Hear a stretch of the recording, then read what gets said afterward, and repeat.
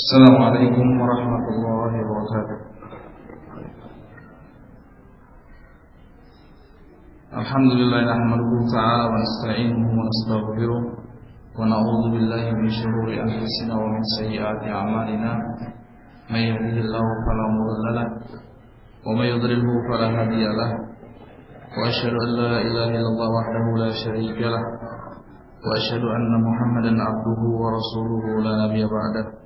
Allahumma salli alaihi wa ala alihi wa ashabihi wa man tabi'ahum bi ihsan wa sallim tasliman mazida amma ba'd. Insyaallah taala kita lanjutkan pembahasan kita dari kitab Astarus Shalah karya Al-Imam Ibnu Qayyim rahimahullah taala. Beliau berkata,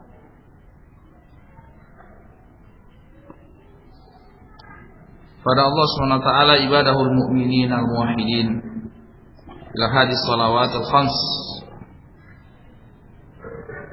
rahmatan minhu bihim. Allah SWT mengajak hamba-hambanya yang beriman, yang bertauhid,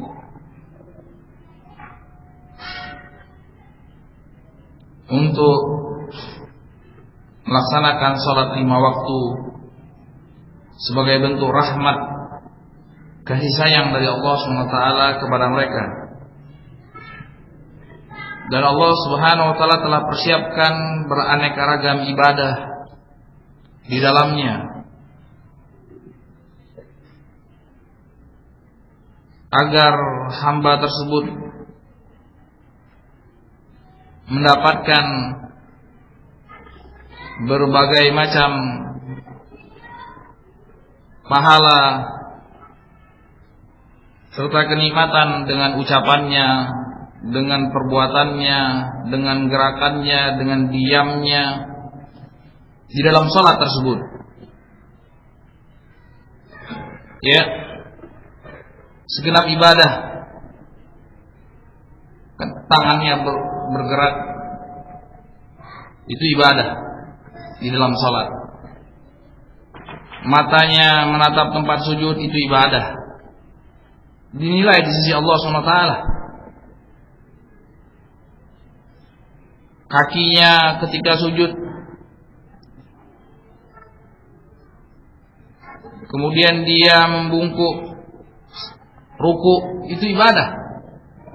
Ucapannya mulai dari takbiratul ihram sampai al-fatihah, itu ibadah.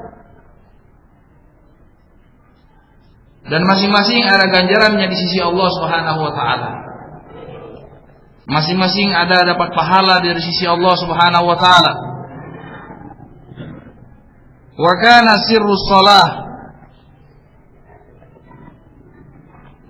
wa lubbuha iqbalul qalb fiha 'ala Allah Subhanahu wa taala. Hanya saja intinya salat, rahasia salat adalah menghadapkan hati seutuhnya kepada Allah SWT, menghadirkan hati dengan seksama di hadapan Allah SWT.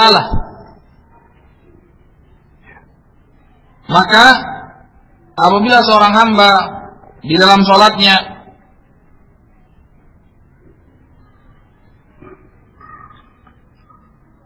tidak menghadap kepada Allah SWT dengan hatinya, menyibukkan dirinya dengan bisikan-bisikan hatinya,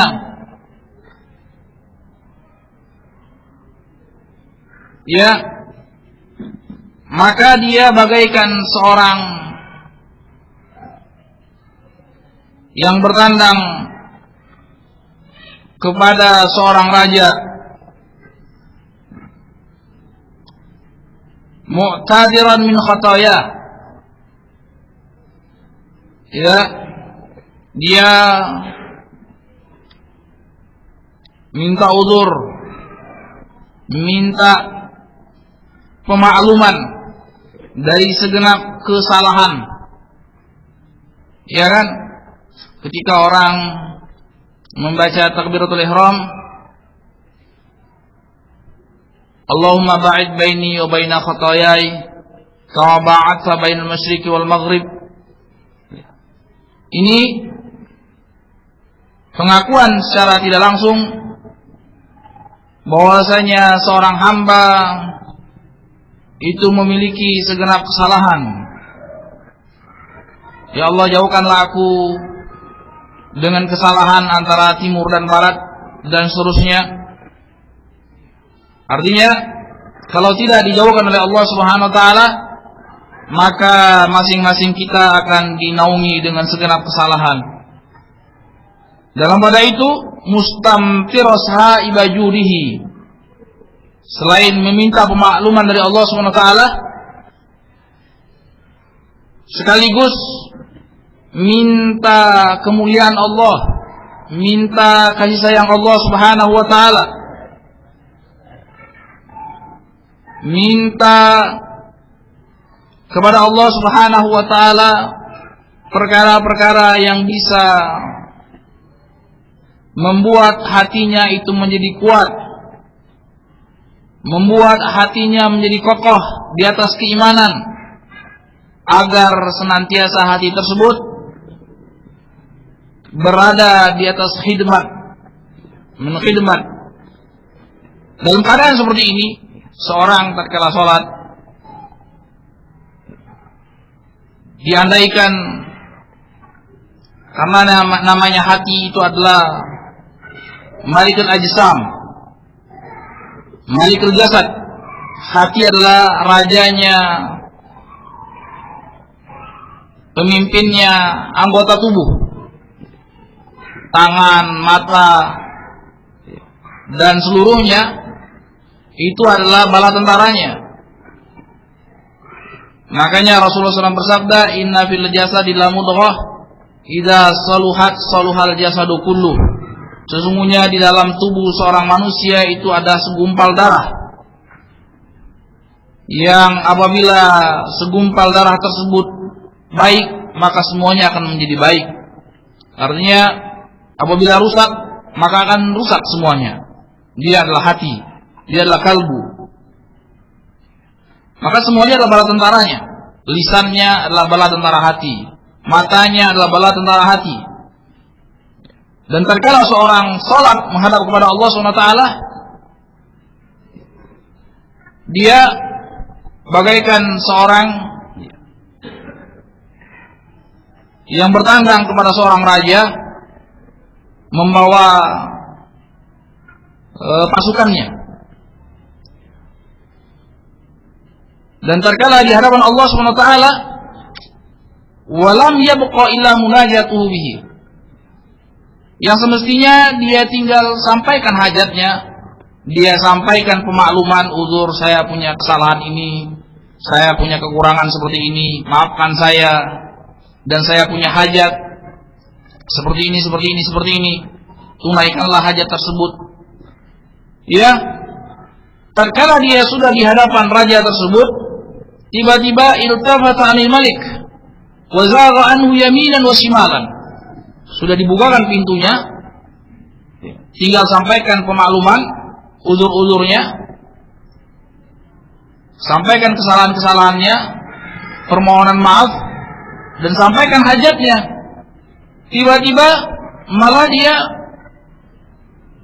menoleh ke kanan, menoleh ke kiri, dan kadang-kadang dia punggungin raja tersebut. Dia punggungin rajanya. Wastaghala anhu bi amqati sayyidil malik. Dan dia menyibukkan diri kepada sesuatu perkara yang membuat raja tersebut murka. Apa jadinya kalau kondisinya seperti ini? Dia tidak pedulikan raja tersebut, malah dia alihkan kepada perhatian yang lain. Mungkin ada sesuatu yang menarik perhatiannya dia, sehingga raja tersebut dia biarkan begitu saja. Yang seperti ini diandaikan oleh Ibnu Qayyim rahimahullah ta'ala bagaikan orang yang sholat, yang semestinya hatinya itu menguasai seluruh tubuhnya, hatinya itu menghadap kepada Allah Subhanahu wa taala dengan seutuhnya, tapi tatkala sudah siap bermunajat kepada Allah Subhanahu wa taala, menyampaikan hajatnya, menyampaikan segenap kesalahan-kesalahannya, tinggal minta rahmat, minta hajat kepada Allah Subhanahu wa taala, kok hatinya malah dibuat jalan-jalan tak tentu arah. Dia tidak perhatikan Allah Subhanahu wa taala. Dia sibukkan hatinya ke pekerjaannya, dia sibukkan hatinya ke anak dan istrinya, dia sibukkan hatinya kepada perkara-perkara yang sifatnya membuat murka Allah Subhanahu wa taala. Itu untuk memudahkan memahami tatkala seseorang menghadap Allah Subhanahu wa taala dengan salatnya, tapi hatinya dibiarkan keliaran kemana-mana, tidak fokus menghadap kepada Allah Subhanahu wa taala.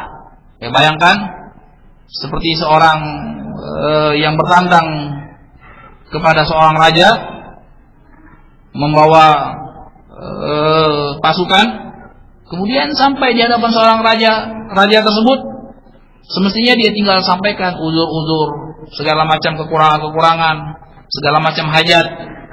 Malah dia sambil ngomong, saya punya hajat seperti ini, tapi sama sekali rajanya tidak dilihat. Menoleh ke kanan, menoleh ke kiri, kadang-kadang dipunggungin. Kira-kira apa? Kira-kira akan murka tidak raja tersebut? Ya kan? Ini istilahnya kita kurang adab, alias kurang ajar. Nah, yang demikian, ikhwani fillah wa akhwati fillah rahimanallahu iyyakum,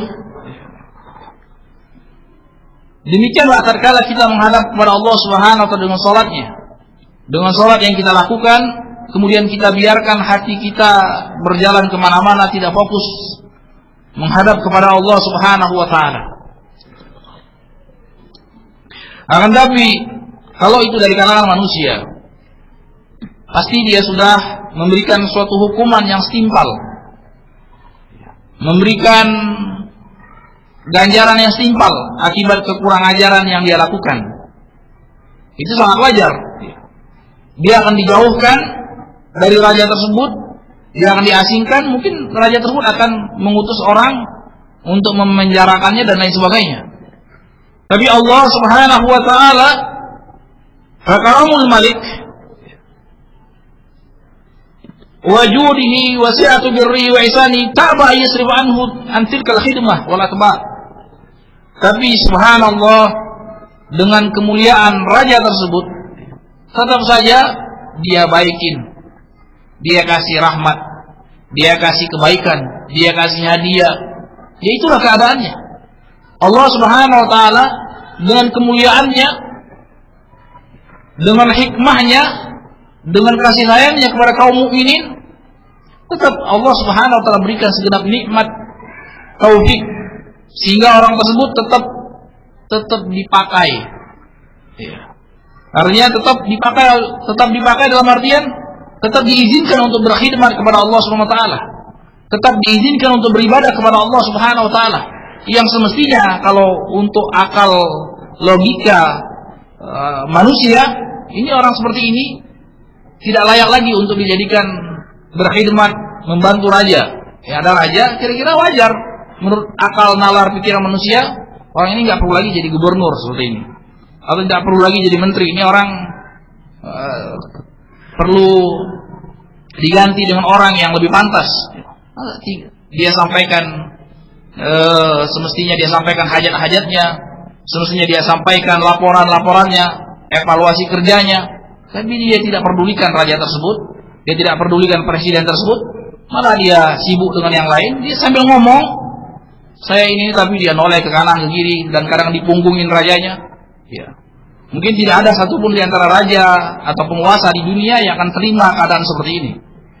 Ya, langsung dikeluarkan, diganti dengan yang lain, cari yang lain. Yang seperti ini tidak pantas untuk berkhidmat, seperti ini tidak pantas untuk diberikan mandat tugas-tugas kenegaraan. Ya kan? Itu akal yang nalar manusia, seperti itu adanya. Tapi ini Allah Subhanahu wa taala Malikul Amlak, raja di raja, Tuhannya manusia, rajanya manusia di dunia dan akhirat, tetap dengan rahmat dan kasih sayangnya masih Allah Subhanahu wa taala izinkan untuk berkhidmat. Masih diizinkan oleh Allah Subhanahu wa taala untuk berkhidmat, sehingga masih tampak, oh tadi di zuhur dia lalai, tadi di subuh dia lalai, tadi di subuh dia tidak indahkan Allah Subhanahu wa taala. Tetap saja dengan kasih sayangnya, tetap Allah pilih daripada tidak ada. Tetap Allah pilih. Tetap Allah Subhanahu wa taala dengan rahmat dan kasih sayangnya, Allah pilih dia untuk sholat zuhur lagi. Dan yang demikian sangat tidak layak kalau berlaku berulang-ulang. Setelah subuh lalai, zuhur lagi dia lalai.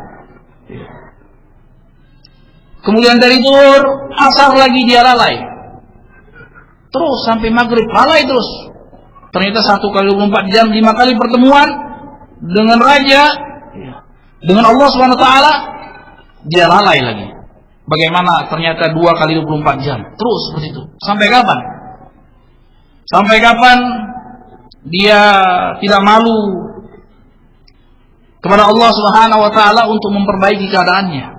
Kalau tidak, betul-betul Allah tutup pintu tersebut dan Allah tidak izinkan lagi dia untuk berkhidmat kepada Allah Subhanahu wa taala. Allah tidak izinkan lagi dia untuk menghadiri majelis subuh. Allah tidak izinkan lagi dia untuk menghadiri majelis zuhur dan seterusnya. Waliyadu billah. Maka fanas'alullah at-taufiq wal afiyah. Banyak orang yang tidak merasa, banyak orang yang tidak sadar kalau dia sekarang diberikan kenikmatan yang tiada tara oleh Allah Subhanahu wa taala, oleh Allah Subhanahu wa taala dalam keadaan kurangnya dia menyadari nikmat yang besar tersebut, dia tidak syukur. Padahal dengan rahmat dan kasih sayang Allah Subhanahu wa taala dipanggil oleh Allah Subhanahu wa taala, dibimbing oleh Allah Subhanahu wa taala untuk menghadap kepada Allah Subhanahu wa taala. Tapi setiap kali menghadap seperti itu perlakuannya. Sampai kapan keadaan terus seperti ini? Waliyadu billah. Fanas'alullah taufiq wal afiyah. Ikhwani fi din wa akhwati billah rahimanallah iyyakum.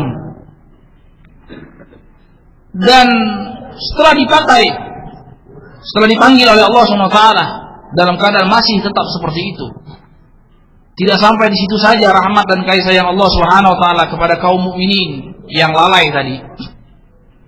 Tetap Allah Subhanahu wa taala berikan nikmat-nikmat yang lain. Tetap Allah Subhanahu wa taala berikan ganjaran-ganjaran yang lain, pahala-pahala yang lain. Ini kan luar biasa. Sudah melaksanakan tugas ogah-ogahan, dikasih pula ganjaran-ganjaran yang lebih besar daripada apa yang mereka lakukan. Ini membuat kita luluh di hadapan Allah Subhanahu wa taala. Akan tapi tentu beda antara orang, ibarat orang yang diibaratkan oleh Ibnu Qayyim rahimahullah taala, farqun baina qismatul ghanaim ala ahli suhman minal ghanimin wa baina raddah liman la sahma lahu. Jadi orang yang berjihad di jalan Allah Subhanahu wa taala dengan jihad yang syar'i, dengan jihad yang sesuai dengan tuntunan syariat, itu ada yang namanya qismatul ghanimah, pembagian ghanimah. 1/5 itu. Kalau orang yang dapat ketentuan dengan jelas 1/5 berdasarkan keterangan Al-Quran, ini bagiannya jelas, persentasenya jelas. Ya, misalnya kaum muslimin menguasai sekian ratus ton emas misalnya, lumayan besar itu. Sebagian lagi ada dapat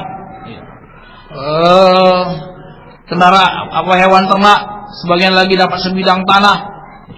Yang jelas, ini orang yang dapat apabila dia melaksanakan tugas dengan seutuhnya, berjihad dengan benar, berjihad betul-betul dengan jiwa dan raganya, dia dapat jatah sesuai dengan persentase tadi. Cukup banyak bagiannya, 1/5 dari ini, 1/5 dari itu. Tapi redah, orang yang sekedar partisipan, cuma sekedar partisipasi, kadang-kadang tidak ada jatah khusus, cuma sekedar bantu bawa alat misalnya air, ngunci kendaraan dan lain sebagainya. Ini dapat sekedarnya saja, ya. Dari pemimpin Amirul Jihad, ada apa di situ? Ada sendal bekas kasih, ya.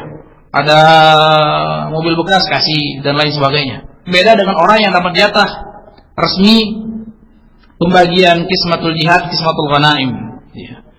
Allah berfirman, "Walikullin darajatun mimma 'amilu wal yuwaffiyahum a'malahum wa hum la yudhlamun." Dan masing-masing akan mendapatkan derajat sesuai dengan apa yang mereka lakukan, dan Allah akan balas amalan-amalan mereka dan mereka tidak dizalimi sedikit pun. Ikhwani bin akhwat billah rahimanallah iyyakum, wallahu subhanahu wa ta'ala khalaqa hadan nawal insani li nafsihi wa ikhtassalahu wa khalaqa kulla syai'in lahu wa min ajlihi. Allah subhanahu wa ta'ala, perlu diketahui, Allah subhanahu wa ta'ala menciptakan jenis manusia. Allah subhanahu wa ta'ala menciptakan makhluk yang namanya manusia ini untuk berkhidmat kepada Allah subhanahu wa ta'ala, untuk mengabdikan diri kepada Allah subhanahu wa ta'ala, untuk menyerahkan seluruh jiwa dan raganya kepada Allah subhanahu wa ta'ala. Dan Allah ciptakan segala sesuatu untuk makhluk yang namanya manusia. Ya. Wa min ajlihi, dan karena manusia. Sebagaimana disebutkan dalam athar ilahi Ibn Adam, khalaqtuka li nafsi wa khalaqtu kulla syai'in laka fa bihaqqi 'alaika la tasghil bima khalaqtuhu lak amma khalaqtuka lahu. Wahai anak Adam, aku ciptakan engkau untuk diriku, kata Allah SWT. Aku ciptakan engkau untuk mengabdi kepadaku. Aku ciptakan engkau untuk beribadah kepadaku. Dan aku ciptakan segala sesuatu selain engkau untuk engkau. Aku ciptakan segala sesuatu untukmu. Ya. Kita ulangi, dalam asal ilahi Allah SWT menyapa hambanya, wahai anak Adam, aku ciptakan engkau karena aku, untukku, untuk mengabdi kepadaku, dan aku ciptakan segala sesuatu untukmu. Dan karena hakku atasmu, yang dia merupakan kewajibanmu, yaitu mengabdi kepada Allah SWT, jangan menyibukkan diri terhadap perkara-perkara yang aku ciptakan untukmu. Ya kan?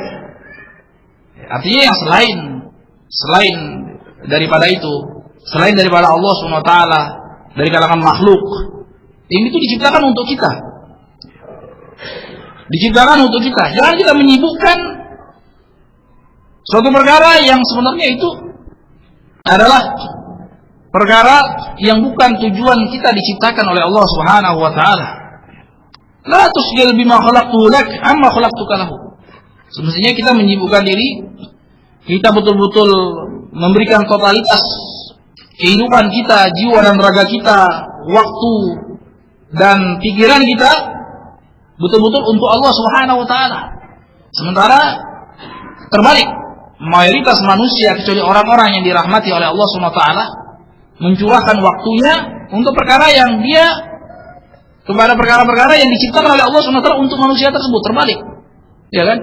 Padahal yang selain manusia yang ada di sekitar kita dengan segala macam keterbatasan ruang dan waktu itu untuk kita. Bukan kita mengabdi kepada ruang dan waktu tersebut. Ini terbalik. Ya, terbalik.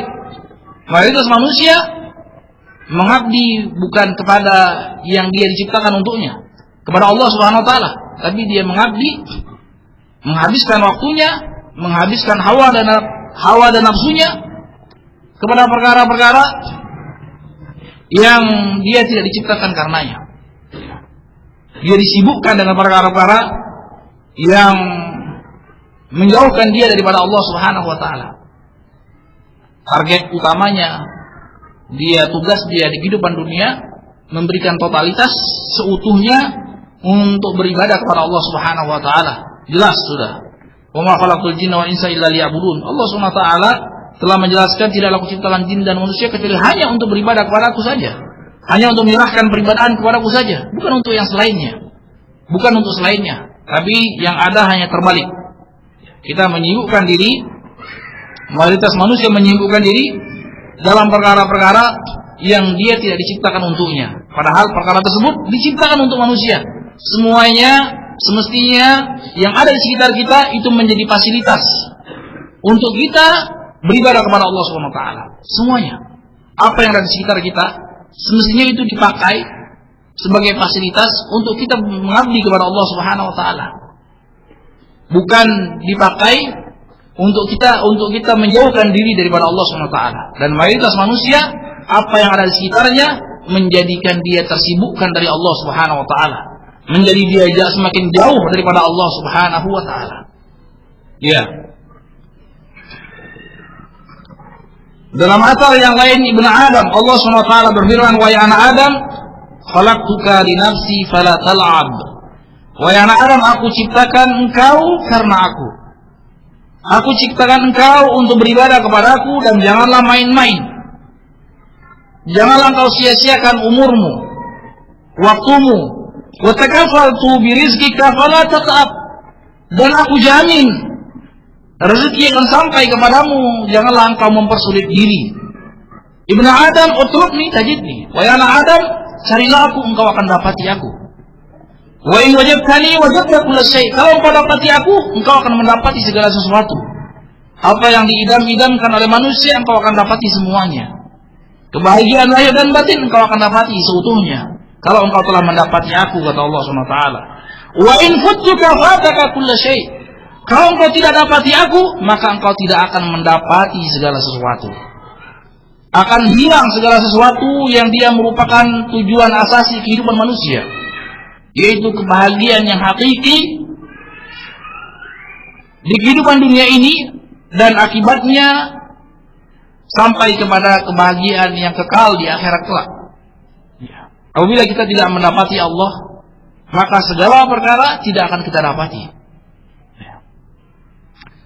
Ya, kebahagiaan seorang hamba yaitu tatkala sejauh mana dia memberikan totalitas jiwa dan raganya, waktu dan pikirannya untuk mengabdikan diri kepada Allah Subhanahu wa taala. Itu saja. Artinya penderitaan seorang hamba, penderitaan seorang makhluk, kerugian seorang makhluk sejauh mana dia berpaling daripada peribadahan kepada Allah Subhanahu wa taala. Kalaupun dia merasakan itu kebahagiaan yang menyiksa, kebahagiaan yang semu, yang akan berujung kepada penderitaan di dunia dan akhirat. Mustahil seseorang akan betul-betul merasakan kebahagiaan yang seutuhnya tanpa memberikan totalitas pengabdian kepada Allah Subhanahu wa taala.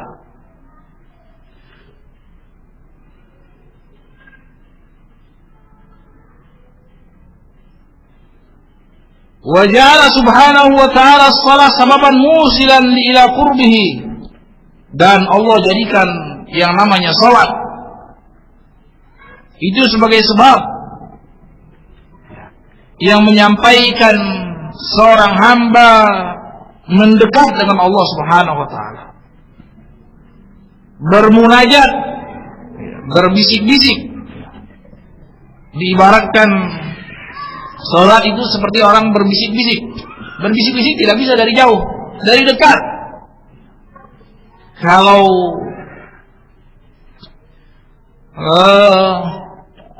munajat dalam bahasa Arab itu bisik-bisik. Beda dengan munada, itu teriak-teriak, butuh jarak ya. Karena jaraknya jauh sehingga perlu teriak-teriak. Wa mahabbati wal unsi bihi. Kalau jadikan salat sebagai sebab untuk kita sampai mendekat dengan Allah, sehingga kita bisa berbisik-bisik menyampaikan hajat kita kepada Allah SWT. Dan ini lebih mengena Ya, terkala seorang tadi diibaratkan oleh Ibnu Qayyim rahimahullah taala dalam kitabnya yang lain, orang sampaikan hajatnya kepada seorang raja, itu tidak mungkin dari jarak jauh 10 meter dia teriak-teriak, saya butuh ini, saya butuh ini. Enggak. Dia datang dekat-dekat sambil menunduk, saya butuh ini, saya kurang ini, saya kurang ini. Dan dia akan lebih sangat untuk dikabulkan. Nah, maka demikianlah dengan salat keadaannya. Allah sebagai sebab yang menyampaikan kita untuk semakin dekat dengan Allah, dan tatkala dekat kita sampaikan hajat kita. Kita sampaikan hajat kita dengan berbisik-bisik kepada Allah Subhanahu wa taala dalam sujud kita. Inna aqrabu ma bainal abdi wa bain rabbi fi sujud. Keadaan yang terdekat antara seorang hamba dengan Allah Subhanahu wa taala ketika dia sujud. Maka banyaklah untuk memohon kepada Allah, maka akan sangat mungkin dikabulkan oleh Allah Subhanahu wa taala. Ya, ini sebagai sebab untuk dicintai dan untuk damai, nyaman, berbahagia dengan sebenar-benarnya, dekat-dekat dengan Allah Subhanahu wa taala. Wa ma bainas salatain tahdutsu lil abil ghaflatul wal jafwatul qaswah wal arad wal zallat wal khataya fayub'iduhu dhalika an rabbih yunahhi an qurbihi fasir bidzalika ka'annahu ajnabiyyan an ubudiyatihi laysa min jumlatil abid wa rubbama alqa bi yadihi ila al-asr al-adu fasarahu wa ghallahu wa qaidahu wa habsahu fi sijni nafsi wa hawa fa'adhu dhiq sadr wa mu'alajatul humum wal ghumum wal ahzan wa asarat wala yadri sabab fi dzalik. Ya. Dan subhanallah, antara dua waktu, antara dua salat, antara zuhur dengan asar, antara asar dengan maghrib, antara maghrib dengan isya, antara isya dengan subuh, ini secara otomatis akan membuat orang lalai daripada Allah SWT. Kering hatinya, keras hatinya, menjauh daripada Allah SWT. Kalau sekedar ghaflah saja itu sudah kerugian, lalai daripada berzikir kepada Allah SWT di tengah waktu ini aja adalah sebagai kerugian. Sibukkan dengan perkara-perkara yang tadi perkara tersebut diciptakan untuk dia, tapi dia sibukkan. Semestinya dia kondisikan perkara tersebut, tapi dia dikondisikan oleh perkara tersebut. Semestinya dia kondisikan dunia di sekitarnya, tapi dunia mengkondisikan dia. Yang seperti ini, itu sudah rugi. Apalagi kalau terjerumus ke dalam membebek kepada hawa nafsu, sehingga dia ikuti hawa nafsunya kemana dalam perkara-perkara yang jelas-jelas dimurkai oleh Allah SWT, sehingga dia semakin jauh daripada Allah SWT. Seakan-akan dia lupa dia sebagai hamba Allah SWT. Dan kadang-kadang dia rela ditawan oleh musuhnya yang nyata, yaitu iblis. Jadi dia betul-betul dikendalikan oleh iblis. Ke arah mana dia berkata, ucapannya ucapan iblis. Ke arah mana dia bergerak, gerakannya gerakan iblis. Waliyadzubillah. Itu seperti ini, terbelenggu dia oleh iblis, terpenjara dia oleh hawa nafsunya dan iblis. Sehingga apa? Timbullah sesak dada, timbullah segala macam gundah gulana, timbullah segala macam kesedihan. Tidak jelas apa sebabnya. Tidak jelas apa sebabnya. Faqtadat rahmatu rabbihir rahimil wadud an ja'alahu min ubudiyatan jami'ah. Maka dengan rahmat, dengan kasih sayang Allah Subhanahu wa taala yang penuh kasih, Allah jadikan ubudiyah suatu peribadahan yang lengkap. Tidak ada bentuk peribadahan yang lebih lengkap daripada salat. Ibadah hati, ibadah lisan, ibadah mata, lengkap. Zakat, harta, puasa cuma lebih cenderung menahan lapar dan haus. Ya.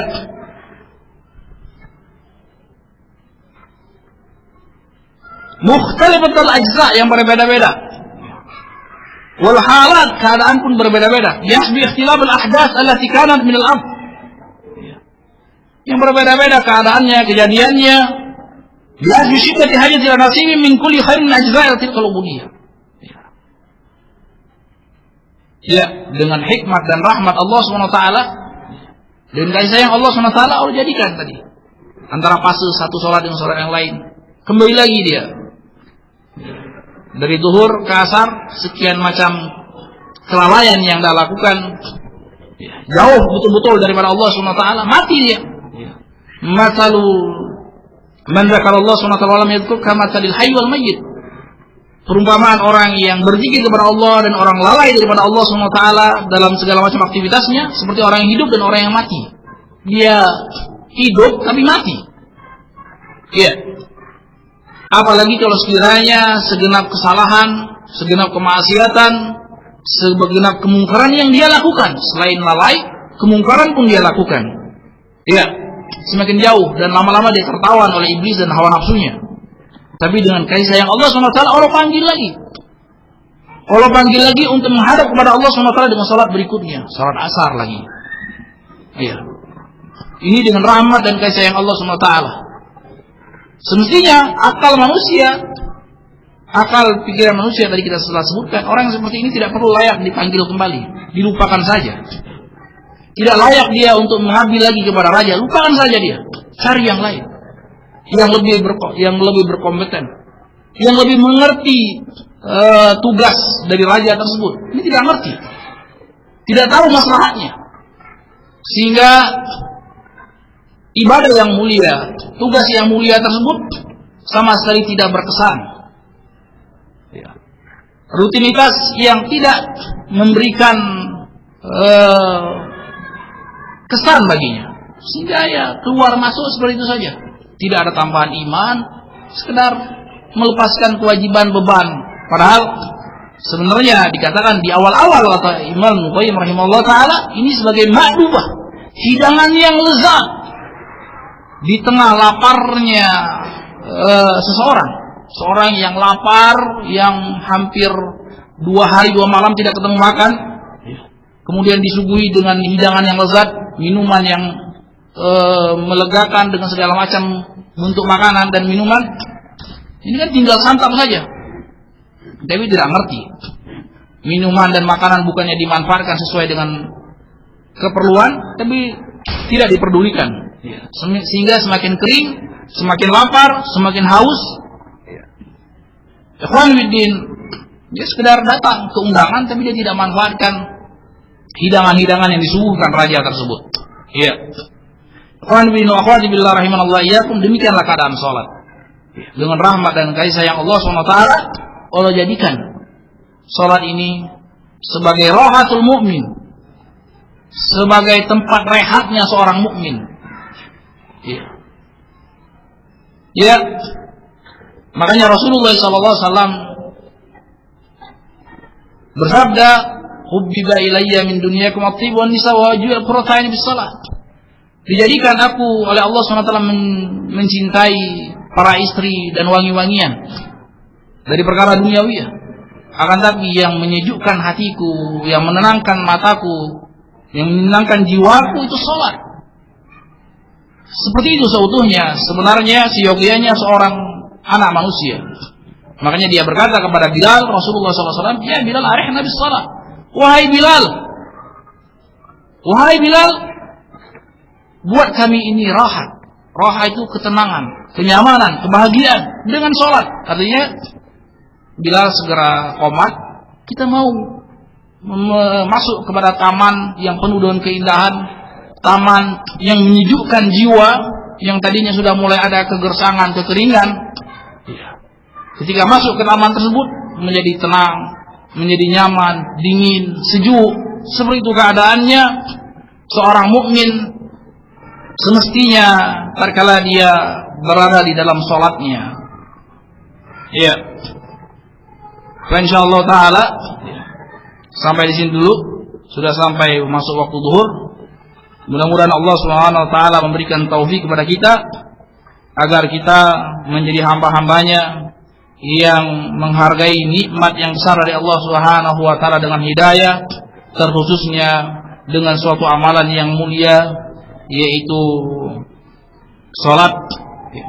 Terkhusus lagi adalah salat 5 waktu, dan kalau bisa disertai dengan salat-salat yang lain daripada salat-salat yang disunahkan oleh Allah Subhanahu wa taala. Wa sallallahu ala nabiyyina Muhammad wa ala alihi wa ashabihi wa sallam walhamdulillahi rabbil alamin.